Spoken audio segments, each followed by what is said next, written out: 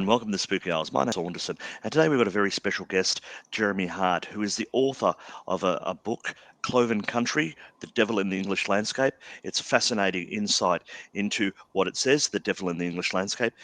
You'd be very surprised to know how much of place names, the the landscape of England has been influenced by people's folklore and superstitions regarding the devil, and we've asked him to come on to the show today to talk about that and give us some insight into why, when you see the devil's hoof or the devil's stones or bones or whatever you might see on road maps, they're really, really all over the place. So today, as I say, we're going to be talking to Jeremy Harte about Cloven Country, the devil in the English landscape, here on the Spooky Isles.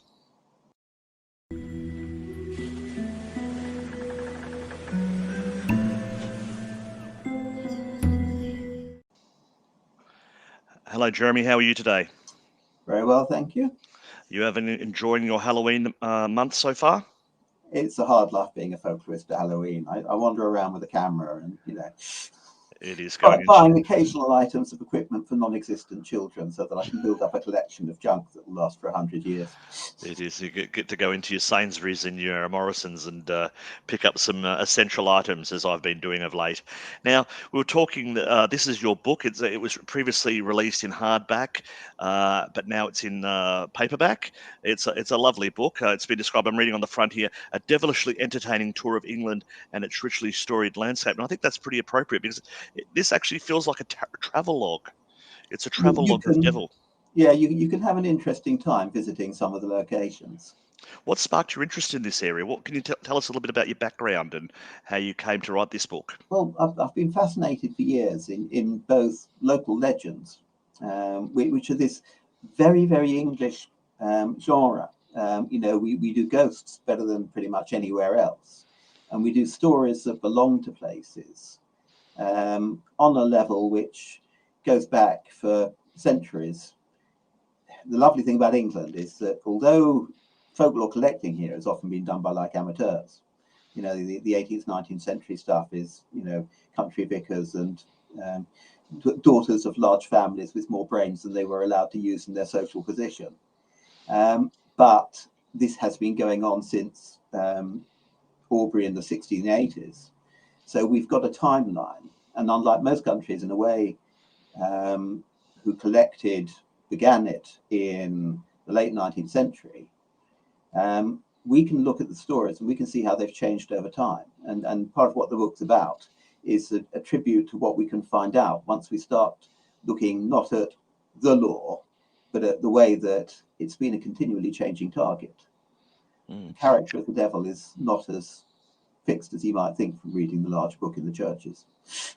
Can you maybe give some people who have not read the book a bit of indication what you mean by that? Like I mentioned before that you see a lot of place names with the word devil, like there seems to be a lot of devil's bridges and, anything that involves a stone that is somewhere. There's some story around how maybe someone threw it at the devil or the devil threw it back or something like that. Can you give us a sort of a little snapshot of what you mean by when we talk about the devil and the English landscape?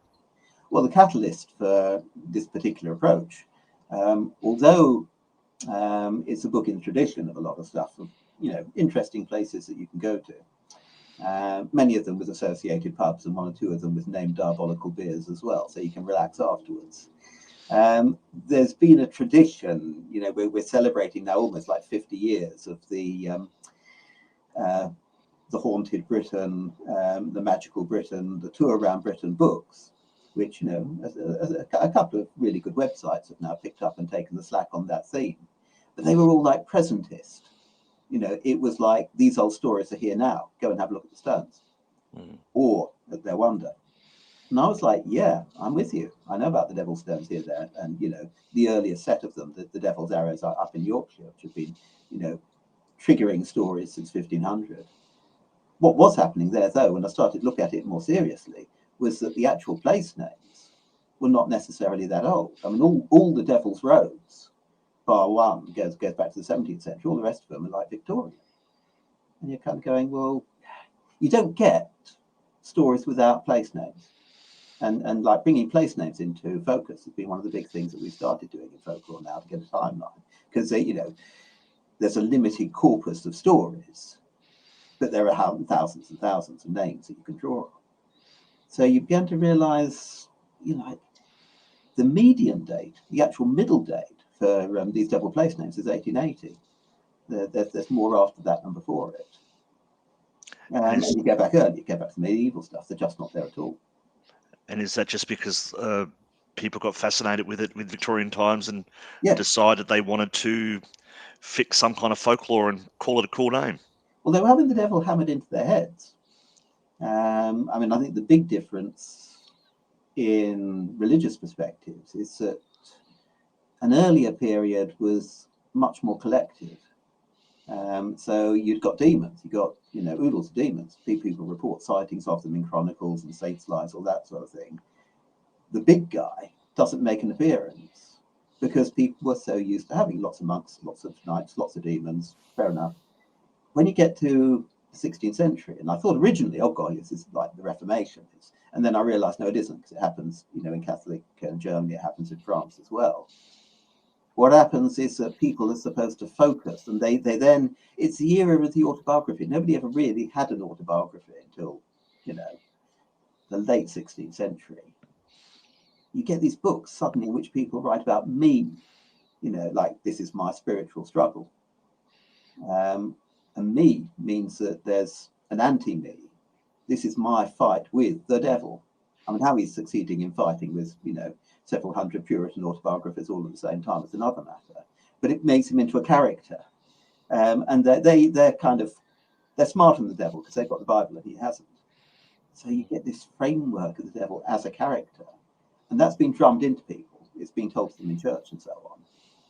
But also the people who are less holy, the people who are kind of listening to the Puritan guy outside the pub talking about his personal spiritual condition and going, that's very nice, Mr. Bunyan, would you like to go off and talk to somebody else now?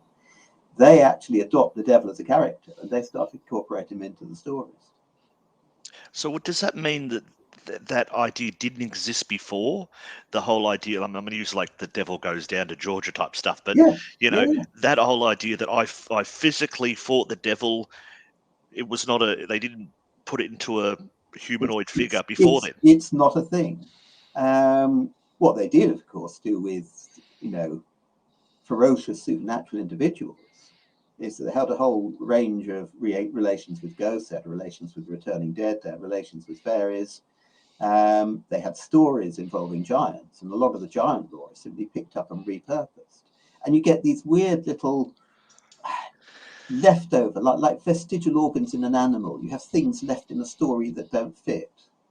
The devil is having a bath in the Yorkshire moors in a large area which he has succeeded in making into a pool for his convenience. Another devil place name in the making there. And unfortunately, the rock plug falls out, and he just happens to get up, and he just happens to pick up some stones in his apron, and he's about to mend it, and they fall out because the apron strings break. Kind of going, yeah, that's like, a nice storyline. Why the hell is he wearing an apron in the bath? And then you look at this European one, and you discover there's a whole tradition surviving in kind of corners. And now it survives in like, if you like cultural remnant areas like Sardinia that kind of have all the stuff that's built by the devil in here is built by giantesses. And of course, like every giantess wears an apron. Why shouldn't she? She's like, going around in that standard peasant woman kit. So it makes sense that she has an apron and the strings back. And they've just transferred the whole thing to the devil because, there's got to be a reason why the stones fall on the ground. It sounds very much like any kind of creation myths around the world that, like in Australia, there's lots of, rivers that were created by big, huge, giant serpents, or, even like in Northern Ireland and Scotland with the Giant's Causeway, that they were throwing rocks at each other and doing all that kind of palaver, but they were giants. And you're saying that got to a certain point within the 17th century or, around that period, they decided, well, when they're not giants anymore, they're the devil. Yes. And the devil's kind of a good primordial figure because he was around doing stuff. And I suppose it's also good and evil because he is being beaten in a lot of these things, isn't he? It's like he's falling over or he's breaking something and, he's being cast out. And this is like a like a trophy to say this mountain or these rocks are proof that we can beat the devil with our good Christian hearts. Yes. Usually actually with peasant shrewdness rather than Christian virtue. They never quite, and it's interesting here that the stories actually develop away from religion. There's a couple of versions, written by vicars trying to, do up the folklore, where they bring a saint in, but you can always spot that it's dodgy. They've read about their local saint somewhere, and they've kind of pulled him in by the scruff of the neck and rewritten the story. The folk versions, it's the little man, it's the blacksmith, it's the cobbler, and interestingly, there's a split between the American versions. The stuff like Devil Went Down to Georgia. It's the ordinary man, the fiddler, alone who does it. In England, they're much more inclined to bring the vicar in as well, who's like half vicar and half magician. God knows what the relationship to reality of these things were. I mean, you used to be thought that the west of England was actually stuck full of conjuring parsons. And the suspicion now is that basically, once you've been dead for 50 years, all your neighbours got round and said that you were a powerful magician. But they need them for the stories because this is a much more feudal society. You can see how the shape of societies is represented in the stories that work for people.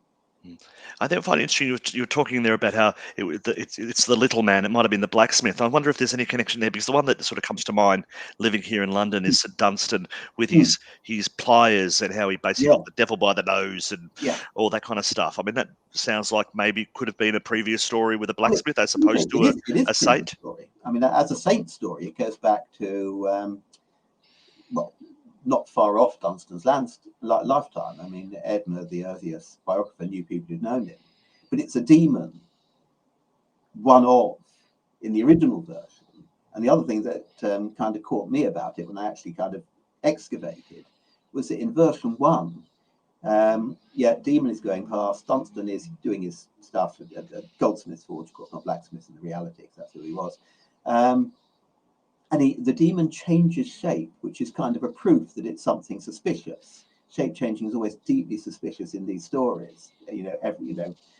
Good people are one thing, bad people are many. And does a young man and an old man and a young woman, and okay, fine. Dunstan catches him, end of demon. But the next couple of versions suddenly jump on the young woman thing and make it into a tempter. And go on a whole female flesh rip off, and then by the time it actually reaches modern times, they've drafted it into a landscape. In fact, the wrong landscape. It's a Glastonbury story which has been transferred to Sussex, and make them fly through the air. The saint can levitate and the devil can fly, so they're kind of a natural couple. Falling out of the air when the devil gives up, and the devil goes off and cools his nose in the springs at Tunbridge Wells. And that is such a Dreamtime story. That is, and I will tell you how this world comes to be how it is. But it's a 19th century story. It didn't exist before then. It sounds like a lot of this stuff obviously was able to happen because you didn't have mass media. People in one village to the next could make up whatever they liked about they might have heard it somewhere else, and they come here and tell someone. And now, because we can look at all this stuff in books and on the internet and all that kind of stuff, we start realizing, that is just the same story as that one. They've just put a different saint or something like that in it. What would I always think with these things, are there certain sort of like 5 main versions of the devil story that you're gonna find everywhere? Or I'm not saying 5, but do you know what I mean? Are there ones that people go, when they hear a story about this, you can be sure that there's another town somewhere else that has the same story?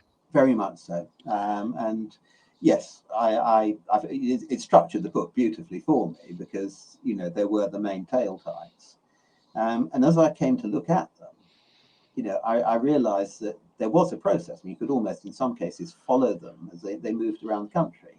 And you're right about people's worlds being smaller, that they would know of another location, and that people would actually kind of point at it and kind of go, oh, that's just like the hill we have a story about. And then the next thing you know, it's jumped to it. But there's a run of stories with the cobbler motif where the devil leaves a mound of soil behind that he's about to drop on the wicked town. And they're all the same sort of hill. Every time there's a hill that looks like a pile of dirt, the story jumps.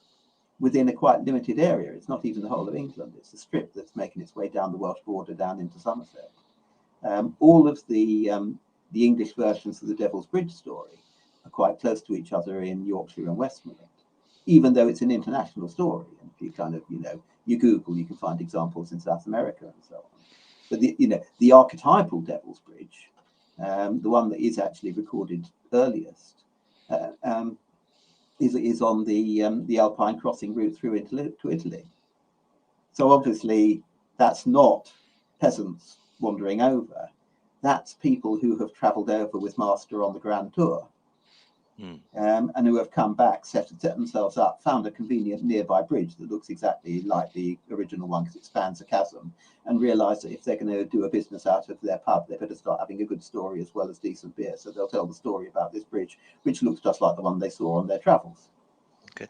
Talking about travels, like, and I'll ask you a little bit about the research in a second, because I find I've got some interesting questions to ask about that. But have you been to lots of these places? Did the book involve you travelling and having a look at these different bridges and dirt piles and stuff like that?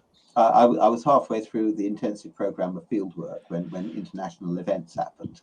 Yes. Okay. Fortunately, I was able to draw on a career of hanging around and going and looking at things. So, what did you find anything that compared them, other than the fact they were just bridges or they just were rocks? This is a fascinating thing about doing field work. You look at it in some respects. Actually, what you found when you went to places was not the individual views, but just getting a sense of how the landscape works.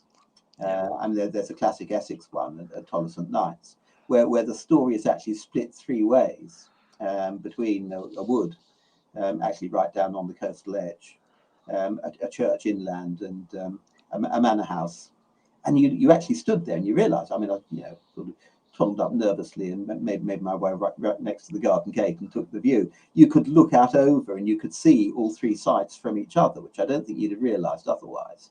So you can see how people would actually pick it up and pin the places together. By and large, most of the places where the devil is supposed to have stood on Hill A and thrown a rock in order to annihilate Church B, the rock falling short at point C, A, B, and C are in a straight line. Yeah. Because this is written by guys who are used to eyeing up a landscape. They chose their moments rightly. So you could tell you could tell the stories where the people actually have been there, as opposed to just scribbling something out somewhere and make up a story. And a lot of that now, I think there's a bit of a drive to get people out and connecting with their landscapes. South Downs, where the Devil's Dyke, right from the beginning of the storytelling there, it's been a tourist location. You don't go there unless you're kind of going, oh, let's have a day out at the Devil's Dyke. So it's a folk story in the sense it's a story told by the folk to a market. But what's interesting is that's now morphed and it's become a kind of Sussex identity thing. There's a couple of storytellers working quite closely with county archaeologists who says, well, look, it's no good just telling people, these are ancient sites and we ought to love them. If they remember a story about them, they're more likely to appreciate them. I'm just going to go back quickly before I ask about the research part.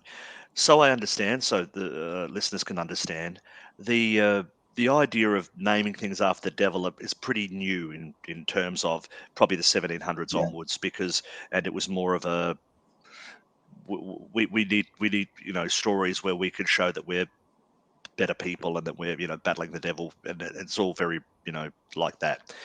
But what do you think this has done to the actual British landscape in itself, having so many names? Do you think it gives it a terrifying thing? Because I always thought that when you normally, if you called it the Devil's Falls, it makes it sound more dangerous. Yeah. And you think that's what it's done? Has it made the landscape appear more dangerous? It's made it spookier. It's interesting again. It's very difficult to kind of, pour Dettel into your thoughts and clean them back to what they were like before somebody came up with an idea. But in a way, when you look at early literature, the very early Elizabethan antiquaries, when they go around the country and they see big stones, they think, triumphal monuments. some mighty hero must have been this way, and they put it up over his grave, or our perception, and that the whole folk horror thing. If you put up an old stone in a field, somebody will go over and shiver at it, and the portentous way in Spinal Tap that they say Stonehenge. That is a cultural product which has been produced in tandem with this diabolization. And one of the things, I didn't put it in the book because it was more of a tradition than a legend, but I found when I was doing the place names, very big kids thing of talking about the Devil's Steps, the Devil's Stone, where you ran round it 7 times or 9 times, or you ran round it backwards, or you ran round it while holding your breath. It had to be done so that you didn't actually do it. It had to be either too difficult, or you got these lovely stories about kids, running around it and bottling out before they do the 12th circuit or whatever. But if you did it, you would raise the devil. You would go around the church or something, and you would hear him inside. And if you put a rush in through the keyhole, then it would come back scratched all to pieces. So so it sounds like that. When you were saying that, it made me think about the idea that if you have a pub and it's called the Farmer's Lamb, as opposed to the Devil's Anchor or the Devil's Anvil, Yeah, which pub would you want to drink in? Could be exactly. exactly the same pub, but the cooler one is going to be the Devil's Anchor, isn't it? Yeah. So, and And it just gives you that you feeling. go to Shebbet, where the pub is the Devil's Stone, and outside on the village green is the Devil's Stone, and once a year on the 9th of November, everybody, the bell ringers turn out with load of crowbars and turn it over, because bad things will happen if they do not turn over the Devil's Stone, especially to the pub's takings. And this was like, you must go and apologize to these people that I have been dissing them, and have a drink in order to make them feel better about me, because we discovered that the whole thing didn't go any further back than about 1920. Yeah, and And I mean before that, we the pub create was called something else. everything we do, I suppose, is creating activities and things to Yeah. celebrate. And if it means we all have a fun day on that 9th of November where we go out and we turn Mm. over a stone and then we go back in the pub, it's interesting, but it gives the feeling. It's like when you buy a beer and, you look in the supermarkets or even at the pubs and you go in, well, that's a nice looking picture, the way they've got the beer there. And if it had a devil with doing its bits and pieces and all, that would be, oh, I need to have that one. Now, it might not taste any different to the one there, but it feels cooler. So I think adding the devil to things really gave it a spooky idea, a feeling to the things. Yeah. And do you find that, I mean, I do travel to lots of different pubs, and they, sometimes have stones near them, or they have some kind of spooky connections, funnily enough, being here on the Spooky Isles. But do you find that? Do you find that there's a lot across the country where they do embrace these legends? Yeah, I think very much. People are actually quite proud to, be the location. I mean, it's like Stow on the Wold where the devil caught cold. Okay, it's a bit cold there, but how wonderful to come from a place which has got such extreme climatic conditions that you alone killed off the devil, apart from 5 other places that have similar traditions. But that's the whole kind of travelling story thing we were talking about. Have you got any that you've particularly liked that are maybe a bit more original than others that don't? Just not a rip off of the next village along. Um, I love places where something happened, as in like historically happened. There's the Devil's Stone at Worgen in Herefordshire, which is just great because actually the stone did move to the other side of the field. It's documented in a contemporary manuscript, which kind of says we have no idea why this happened. We woke up one morning and found it was on the other side of the field. So, it's a good classic Fortean phenomenon. And then it became the Devil's Stone because, like, who else could have possibly moved it? But I blush to say that after so many years working on tradition, anything that just has that encounter with reality. Yeah, so something you can actually pinpoint and say that is something. Okay, Yeah. that does. But now, talking about that, I find it interesting. You've had to go through the research and look at what the different versions are, because some people might just go to the first version and say, or go to any version, say, okay, this they call this the Devil's Bridge or the Stone because of Mm. blah. But you've been able to go back and look what that was called previously or the different versions. Tell us about your research methodologies, or how did you go about this? Because there's a lot of information in this book, and it Yeah, must I have mean, been difficult. a lot of this if you cruised in Victorian sources, usually, you'd go back before the orthodox version, because with most stories, there's like one book that kind of told it so well that it's tended to influence everything subsequently. But with stuff like The Devil's Dyke, you'd find things like the Gentleman's Magazine, or a lot of Victorian magazine literature was very, they were desperate for copy.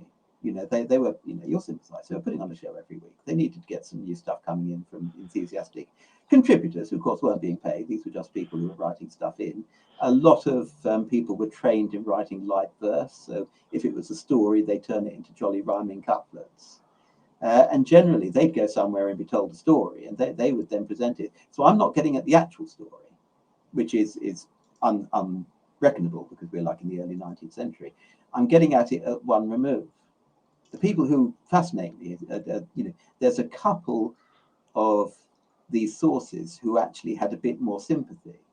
And there's a whole kind of genre of, I was out on my holidays. I've just been reading a lovely book called Holidays with Hobgoblins. Yeah. And it's a guy in 1866 who just kind of stops, excuse me, my good man, can you tell me the way to Bishop's Castle? And then, stops and has a chat with him. And you realise that this whole thing about, Victorian class difference, yes, it was, but everybody is perfectly happy to have a chat with somebody else. Apart from anything else, if you'd been out there in the field, hoeing turnips, it was the first guy you'd seen all day. And, you were glad of an opportunity to stop and talk to him. So a lot of that is actual, as close as you're going to get to first-hand reportage of what people had to say. And, of course, these versions are all different because nobody's literate at the delivering end. They've all heard something slightly different. Any village will always turn out to have 5 or 6 versions of its favourite story until they get, the consolidated version. And that can happen at any date from like 1850 to 1950. It's just the one that appears in print that crowds out all the others. Yeah, and I suppose that is true, isn't it? Because you notice that there's lots of apparently there's lots of different. Shakespeare didn't necessarily write a lot of the the plots, and there are other versions of those stories, and it's just he got it as Shakespeare, so he now owns that story. Yeah. So I imagine there must be there. Did you find anything that did you find any real gems that you thought this has never been written down anywhere? This is like true blue research that no one else has known because I found some manuscript in some British library that no one's ever read. Yeah. We should really have some kind of Dayglow footnote that kind of goes, mind you, authors just do sort of chuckle and put it in, not previously noticed. Yeah. No, there are a couple of, even like I had a couple of pictures. And I remember having one, actually, it was a version of the Silver Hill story, again, another one of the cobbler stories, where it's like, hang on, that's not the version that, I've seen elsewhere.